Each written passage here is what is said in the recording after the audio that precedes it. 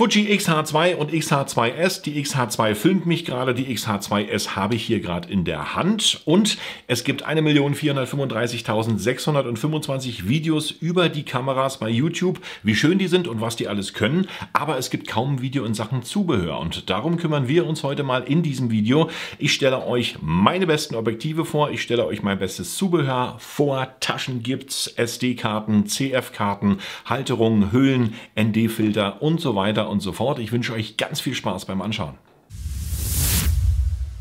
Und wer sich jetzt nicht so sicher ist, ob nur die Fuji H2 oder die Fuji H2S die beste Kamera für genau dich ist, es gibt eine einfache Faustregel. Und zwar lautet die: viel Fotos, wenig Video, dann ist die X-H2 am besten. Oder viel Video und wenig Fotos, dann ist die X-H2S am besten. Das liegt daran, dass natürlich 40 Megapixel in der X-H2 eine ganze Menge Power sind vom Sensor und die 26 Megapixel hier in der X-H2S eine bessere Videoauflösung zulassen, zumal die auch nochmal 4K 120 FPS zulässt und das Maximum bei der Fuji H2 ist dann sozusagen 8K 30 FPS oder in 4K gehen wir dann sozusagen nochmal bis 60 FPS hoch. Der Rolling Shutter ist hier besser, also bei bewegten Momenten ist diese Kamera natürlich dann entsprechend schöner als die 8K 30 FPS, obwohl natürlich die 8K auch richtig gut aussehen im Schnitt und in der Auflösung.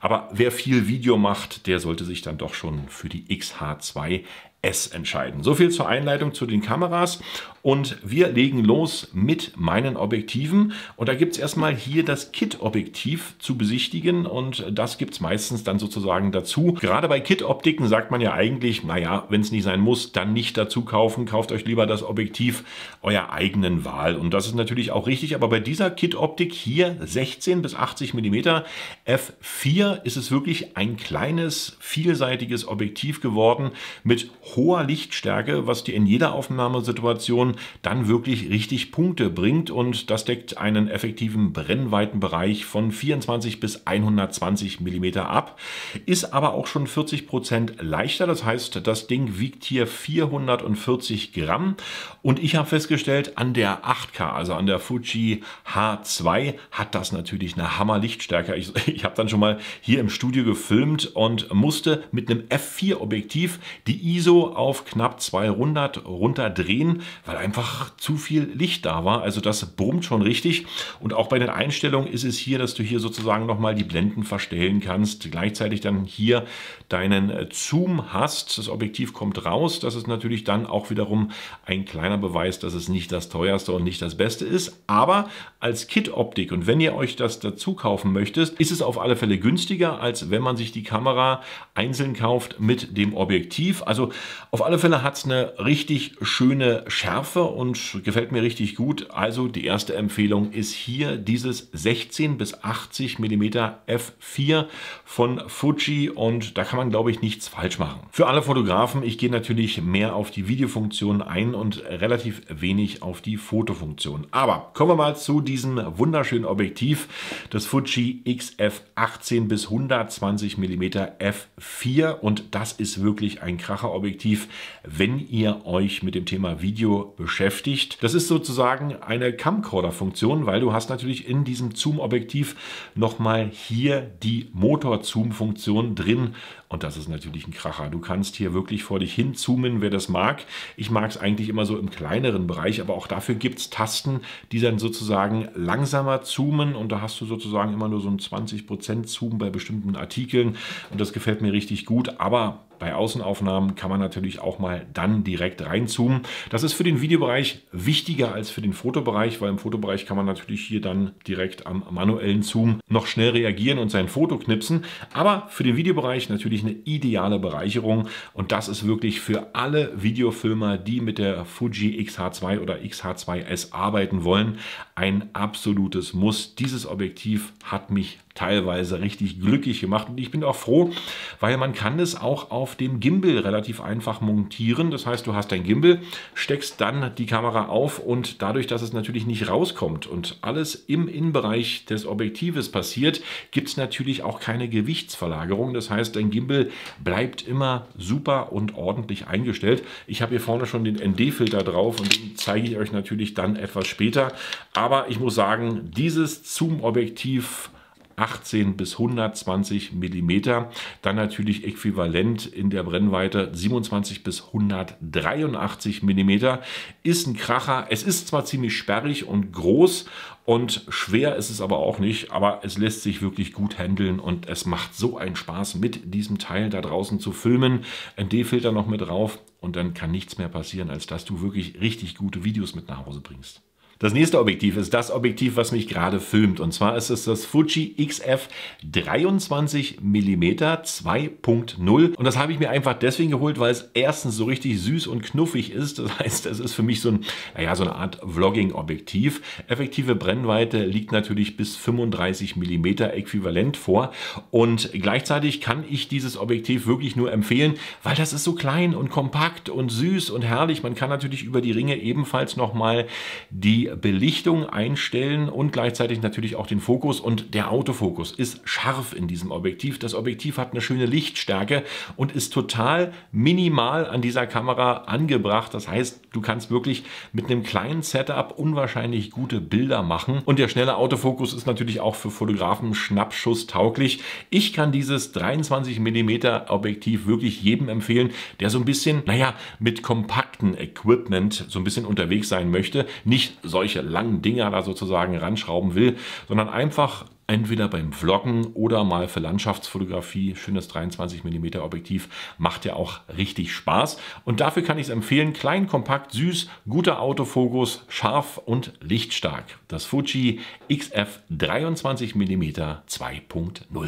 Die nächste Optik ist für mich teilweise natürlich auch zum Vloggen oder auch mal im Studio, weil es natürlich eine richtig schöne Lichtstärke bietet und auch einen guten Bokeh-Effekt. Das ist das Sigma 1.4 und das Ganze dann in 16 mm. Und das ist natürlich ein kleiner, ich kann mal sagen, Brummer. Dieses Objektiv setze ich gern ein für Studioaufnahmen. Gerade im Lowlight-Bereich macht das natürlich absolut Punkte durch die hohe Lichtstärke von 1.4. 16 mm, dann wiederum äquivalent 24 mm. Und damit kann man schon was anfangen, und es ist natürlich auch sauscharf. Es hat einen super Autofokus und nutzbar für Fotografen, klar, Landschaftsaufnahmen, aber auch Porträtaufnahmen sehr gut durch das super Bokeh, was dieses Objektiv bietet, und gleichzeitig natürlich auch ein Allrounder zum Vloggen. Durch die 16 mm bist du natürlich schön effektiv beim Vloggen dabei, kannst hier links und rechts noch ein bisschen Platz lassen und hast immer eine Möglichkeit, noch andere Dinge im Bild mit einzufangen in Sachen Video. Und für mich ist das ideale Lowlight-Studio-Objektiv hier, das Sigma 16 mm 1.4, und für alle, die es mal ausprobieren wollen, das gibt es natürlich auch für Sony und für andere Mounts, aber hier für Fuji auch direkt von Sigma produziert, und ich kann es nur empfehlen, wirklich als Weitwinkelobjektiv sehr schön zum super Preis-Leistungs-Verhältnis. Das nächste Zubehör, was ich euch ans Herz legen kann, ist der Vlogging-Griff von Fuji. Der hört sich so ein bisschen an wie eine Auto- oder Typenbezeichnung, nämlich der TG-BT1 von Fuji. Und Sony hat vor Jahren schon mal das gleiche gemacht, und zwar auch so einen Vlogging-Griff hier für ihre Kameras produziert. Und man sieht, da ist alles fast gleich. Selbst von der Tastenbelegung gibt es hier nicht mehr Tasten drauf. Und Fujifilm knüpft natürlich an die eigenen Kameras und sagt sich, okay, so einen Vlogging-Griff, den können wir natürlich auch für die Fujifilm X-H2 und X-H2S und natürlich auch für alle anderen herstellen. Und der ist relativ einfach gehalten. Man kann diesen Griff an die Kamera anschrauben und hat dann sozusagen ein Tischstativ.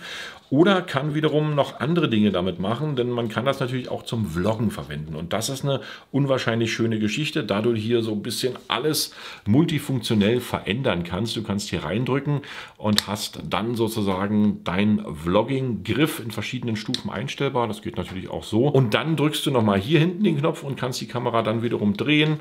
Auch hier dann den Vlogging-Griff nach vorne setzen und hast alle Bedienfunktionen, die du jetzt brauchst, direkt auf dem Griff. Es geht relativ einfach zu verbinden mit der Kamera, das ist nicht schwer. Im Menü einfach Bluetooth einschalten, hier länger draufdrücken und schon hat er den gefunden und verbindet sich dann automatisch.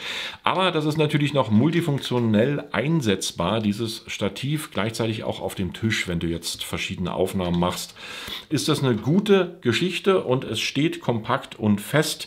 Also ich habe es mir jetzt mal dazu gekauft, weil ich eigentlich den Zoom darüber bedienen wollte. Wenn ich das auf dem Stativ habe und irgendwo weiter stehe, kann ich sozusagen über Bluetooth nochmal ein bisschen ran und weg zoomen. Das Einzige, was ich mir sozusagen erhofft hatte, dass der Zoom in Echtzeit läuft. Das heißt, in dieser Schnelligkeit vom Zoom, den ich dann sozusagen über das Zoom-Objektiv einstelle, ist aber nicht der Fall. Das ist etwas langsamer. Ich kann nochmal schauen, ob ich es im Menü finde, aber ich habe bis jetzt nichts gefunden, was sozusagen im Menü angeglichen werden kann, dass dieser Griff hier etwas schneller hin und zurück zoomt. Aber wie gesagt, ich glaube, das ist dann etwas langsamer. Die Aufnahmetaste ist vorhanden, eine frei programmierbare Taste ist vorhanden, An- und Ausschalten sowie Zoomen und die Bluetooth-Verbindung. Aber wie gesagt, verschiedene Möglichkeiten mit diesem Griff sind dir hier sozusagen geebnet. Und wer viel unterwegs sein sollte im Vlogging-Stil, der wird auf dieses Gerät gar nicht verzichten können, weil es einfach mal für Vlogging gemacht ist. Du hast hier die Möglichkeit, dieses Gerät super ordentlich zu bedienen in allen verschiedenen Möglichkeiten und Stufen. Drückst einfach bloß die Aufnahmetaste, wenn du unterwegs bist, oder kannst das Ganze dann auf den Tisch stellen. Kostet um die 200 Euro, momentan noch, kann natürlich immer noch günstiger werden und ist ein gutes Zubehör für deine Fuji-Kamera, sofern du so ein bisschen auf Zoom und Fernbedienung stehst, denn es ist natürlich nicht nur möglich, am Gerät bzw. festgeschraubt hier an der Kamera das Ganze zu bedienen. Nein, du kannst es natürlich auch abnehmen und wenn die Kamera dann direkt auf einem Stativ steht und du den Griff in der Hand hast, kannst du auch per Fernsteuerung dann nochmal deine Aufnahme und gleichzeitig auch den Zoom regeln. Dafür habe ich es mir eigentlich gekauft. Leider ist der Zoom ein bisschen zu langsam, also man muss da echt relativ lange warten, bis es dann sozusagen vor sich hin zoomt. Aber vielleicht finde ich es ja noch am Menü, dass ich es besser einstellen kann. Kann euch auf alle Fälle diesen Griff hier wärmstens empfehlen, ob nun 200 Euro gerechtfertigt ist für ein Stück Plaste mit Bluetooth. Es gibt natürlich auch noch von vielen anderen Herstellern solche Ersatzgriffe, die kann man ebenfalls dann mit den Kameras verbinden. Die sind dann so ungefähr 100 Euro günstiger, aber funktionieren natürlich auch nicht mit allen Kameras und haben natürlich auch verschiedene Mankos, die sind nicht so stabil gebaut und okay, müsst ihr euch selber aussuchen. Wie gesagt, es gibt von vielen Herstellern noch diese Ersatzgriffe, aber im Originalzubehör von Fuji gibt es natürlich dann diesen TG BT1 Vlogging-Griff und den kann ich euch auch empfehlen. Was ich mir dann noch gekauft habe, ist, ihr seht schon die ganze Zeit hier an der XH2S, natürlich dieses Cage. Jetzt mal von Neewer und nicht von SmallRig. Warum von Neewer? Weil es eigentlich wirklich fast das gleiche bietet wie SmallRig. Es sind die gleichen Punkte, es sind die gleichen Schraubverbindungen und es ist sozusagen auch hier das gleiche Konzept mit einem freundlichen Zubehör, bei dem du dann alle Schrauben bedienen kannst, die hier einstellbar sind und auch verstellbar sind. Und das Neewer Case, ich fand das so ein bisschen besser mit diesem roten Schriftzug hier direkt davor. Irgendwie hat es mich so ein bisschen mehr angesprochen, ist auch, glaube ich, 20, 25 Euro günstiger als das Original von SmallRig. Es passt natürlich alles ran, was auch von SmallRig und teilweise anderen Herstellern verfügbar ist. Sei es dieser wunderbare Griff, an dem du dann nochmal einen Monitor befestigen kannst. Über das NATO Rail ist hier echt alles vernünftig einstellbar. Du hast hier keine Probleme. Das passt alles wie angegossen. Also du kannst auch mal eine andere Marke kaufen, außer SmallRig, zum Beispiel hier Neewer, weil das einfach mal, ich sag mal, irgendwo spricht es mich ein bisschen mehr an, weil ein bisschen mehr Farbe drin ist, aber ist dann direkt auch meine Einschätzung. Und wer natürlich beim Original bei SmallRig bleiben möchte, für den ist das gar kein Problem. In allen Variationen kann man hier die Griffe anschrauben an die verschiedenen Halterungen, je nachdem wie man möchte. Auch diese Monitorhalterungen, die sind hier verfügbar. Alles möglich, das ist das Case von Neewer bzw.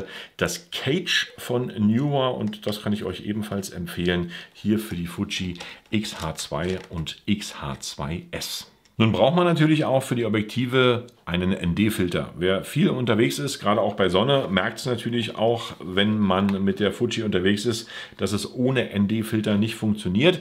Und ich habe mir hier von der Firma Profession, so heißt die, ich hoffe, ich spreche es richtig aus, einen variablen ND-CPL-Filter gekauft, der sozusagen 2 in 1 ist. Zum einen ein CPL-Filter, zum anderen ein ND-Filter von 2 bis 32 mit 5 Stops, und der hat mir eigentlich bis jetzt ganz gute Dienste geleistet, und das mache ich zusammen hier mit dem 18 bis 120 mm Zoom-Objektiv von Fuji. Und das Schöne ist, du hast natürlich noch so eine schicke Hülle dabei, wo du den Filter reinlegen kannst, und gleichzeitig geben die dir auch noch mal eine Schutzkappe mit, die wirklich passt auf dem Filter. Das ist nicht bei allen so. Da musst du dann wahrscheinlich ohne Schutzkappe bei vielen Filterherstellern hier direkt klarkommen. Und hier hast du eine Schutzkappe dabei. Du hast einen CPL-Filter, du hast einen ND-Filter, und das reicht für mich eigentlich auch vollkommen aus. Und wie viel der... weiß ich, wie viel der gekostet hat, und zwar 72 € im Moment. Ich weiß jetzt nicht, wie das dann ist, wenn das Video ein halbes Jahr drin ist, ob die noch günstiger werden oder.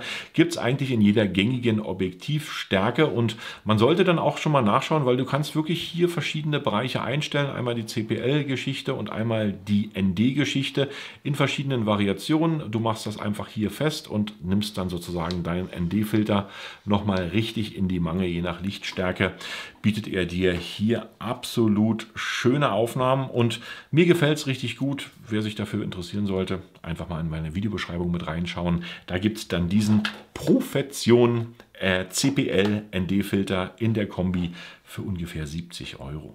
Nächste Geschichte ist einfach mal eine Schutztasche. Nun werdet ihr sagen, ja, eine Schutztasche, ich habe es auch eigentlich in meinem Kamerarucksack drin, da kann doch nicht viel passieren.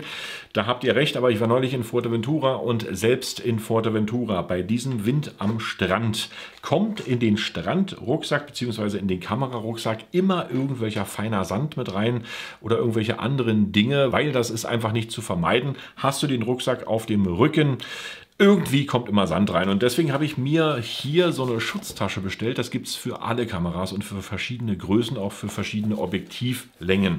Aber mit der Schutztasche bist du eigentlich relativ safe.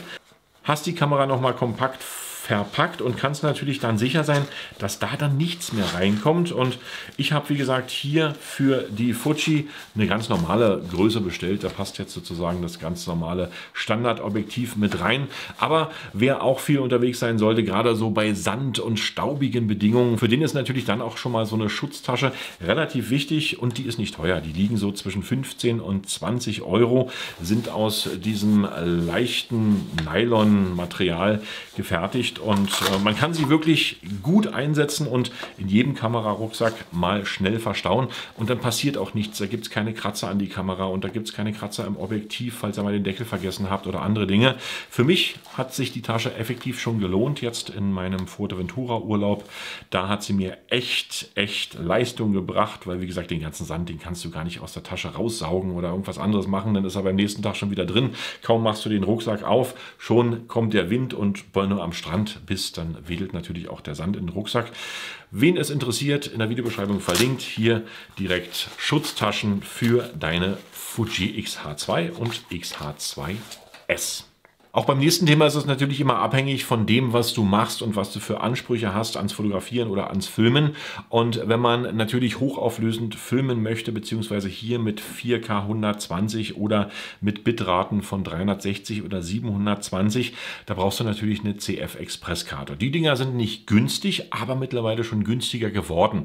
Und ich habe mir von der Firma Angelbird eine CF Express Typ B Karte gekauft mit 512 GB Speicher und liege da ungefähr preislich so bei 185 €, was relativ günstig ist und für diese Karte auch gut, denn sie hat mir bis jetzt wirklich gute Dienste geleistet und hat natürlich auch Geschwindigkeiten von 1750 zu 750 lesen, glaube ich. Ich blende es dann direkt nochmal hier im Video mit ein, und ihr könnt es euch natürlich auch direkt nochmal in der Videobeschreibung mit anschauen. Aber das ist ein gutes Preis-Leistungs-Verhältnis für eine CF Express Typ B Karte von 185 € für 512 GB. Da kriegt ihr eine super Auflösung. Leistung. Also ich filme momentan mit 4K und 360 Bitrate ungefähr 3,5 Stunden auf dieser Karte. Das reicht völlig aus. Wenn du dann einen anderen Modus hier einstellst, kommst du natürlich noch viel weiter, bis zu 8 Stunden auf solch eine Karte.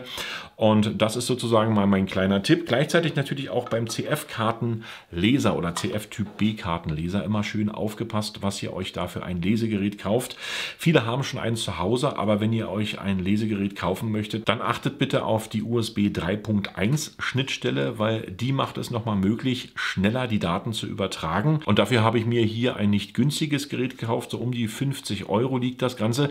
Aber das Schöne ist, ich kann mit der CF-Karte und diesem CF-Kartenleser einfach direkt an den Rechner gehen und mein Video schneiden. Das hat so schnelle Geschwindigkeiten und Lese- und Schreibgeschwindigkeiten, dass ich gar kein Aufspielen auf die Festplatte mehr benötige. Sollte man natürlich nicht immer machen, weil es ist natürlich hier dann immer der Flaschenhals dieses Kabel. Da müsst ihr ebenfalls darauf achten, dass ihr schnelle USB-C-Kabel habt, die euch sozusagen am Rechner hier nicht verlassen.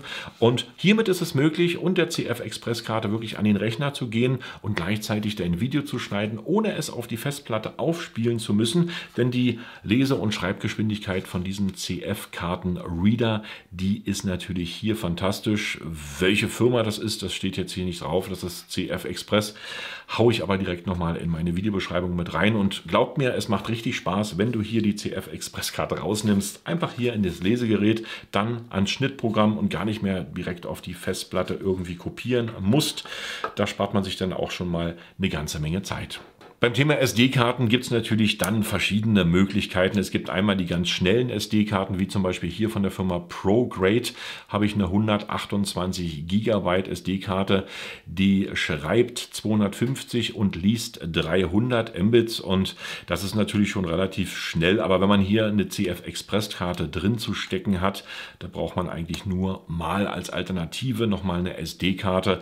Und ja, wie gesagt, ich kann da meine Karte empfehlen und das ist von der Firma ProGrade, auch nicht relativ teuer. Die lag auch so um die 100 bis 120 € in dieser schnellen Variante. Aber ich setze euch mal noch ein paar schöne SD-Karten in die Videobeschreibung mit rein für verschiedene Ansprüche und dann müsste man eigentlich mit dieser Kamera unwahrscheinlich gut filmen und fotografieren können.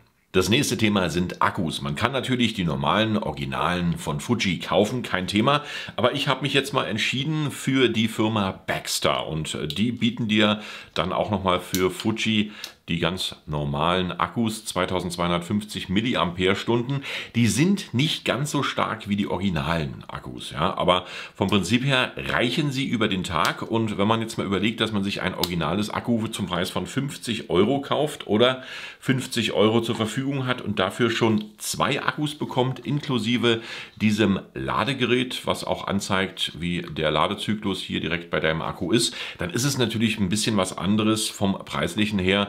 Aber ich komme damit ganz gut klar. Ich hatte die auch schon bei Sony, da haben sie mir auch schon gut weitergeholfen und kann sie euch empfehlen. Wie gesagt, um die 50 €, 2 Ersatzakkus von der Firma Baxter inklusive Ladegerät und das ist für mich die beste Alternative gewesen. Vielleicht noch ein guter Tipp zum Thema Vlogging bzw. Mikrofon fürs Vlogging. Und da gibt es natürlich eigentlich das ultimative Mikrofon, das ist das Rode. Aber es gibt von Sennheiser natürlich noch eine preisgünstige Alternative, die ich sehr oft nutze, wenn ich so ein bisschen klein und kompakt unterwegs sein möchte und nicht dieses riesen Rode-Mikrofon hier dran haben möchte. Das hier ist das Sennheiser MKE 200 und man sieht ja schon, das hat natürlich eine kompakte und kleine Größe. Der Windpuschel ist im Zubehör direkt dabei. Ebenfalls nochmal 2 verschiedene Kabel, die du hier dann anwenden kannst, je nach Situation von deinen Anschlüssen. Da kannst du dann auch mal ein Telefon mit einem Adapter ranhängen oder. Und dieses Mikrofon hat mir eigentlich relativ gute Dienste geleistet und klingt auch schön und ist natürlich kompakt direkt hier auf der Kamera anzuwenden. Und ich gebe euch jetzt mal ein Beispiel, wie das klingt. Und so klingt das Sennheiser MKE 200 hier an der Fuji X-H2S. Ich finde, das klingt relativ normal, kompakt, hat keine Störgeräusche und ist wirklich preis-leistungsmäßig echt ein Bringer, denn für knapp 78 € als Vlogging-Mikrofon kann man das echt schon nutzen. Und so vom Klang her, nur Hals ein bisschen hier im Studio, das ist natürlich das andere. Aber der Abstand, wie gesagt, so 60 bis 80 cm zur Kamera, zu meinem Gesicht, das ist auch okay. Und ich finde, das Sennheiser MKE 200 Monat, macht hier einen richtig guten Job zu diesem Preis-Leistungs-Verhältnis und ich kann es nur empfehlen. Last but not least gibt es natürlich immer noch Handgriffe für diese Art von Kameras. Ich habe es jetzt mal an die linke Seite angebracht. Normalerweise ist es hier an der rechten Seite dran, bloß hier am Cage gibt es jetzt momentan keine Möglichkeit, den Handgriff hier anzubringen. Das muss man dann direkt hier über die Lasche am Gehäuse machen und vom Prinzip her ist es ja eigentlich das Gleiche, denn wenn du jetzt im Hochkantformat filmst bzw. fotografierst, hast du einfach mal eine bessere und eine schönere Sicherheit, die Kamera immer noch vernünftig in der Hand zu halten, falls sie dir mal direkt aus dem Griff rausrutscht.